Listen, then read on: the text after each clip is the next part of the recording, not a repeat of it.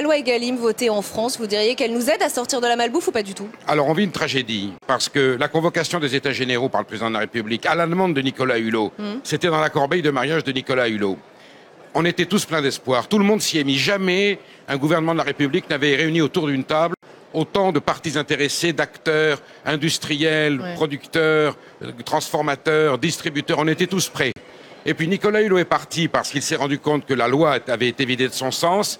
Même chose que pour la traçabilité, au lieu que la loi Egalim sur l'alimentation soit contraignante et oblige les distributeurs à redistribuer un peu d'argent aux transformateurs et aux producteurs, les textes sont restés flous, aucune contrainte, aucune obligation. Au printemps 2018, cette loi, l'esprit de l'été 2017, l'esprit de la loi des États généraux d'alimentation a été vidé de son sens ou contourné. Nicolas Hulot est parti le 28 août. Nicolas Hulot étant parti, le pouvoir a considéré que ce n'était pas la peine d'aller jusqu'au bout. Donc aujourd'hui, ce formidable projet plein d'espoir a été vidé de son sens. Les négociations finissent demain, 28 février. Il n'y a pas un centime qui est revenu, à part un petit peu sur l'huile, la pomme de terre, il n'y a pas un centime qui est revenu vers les paysans et les agriculteurs.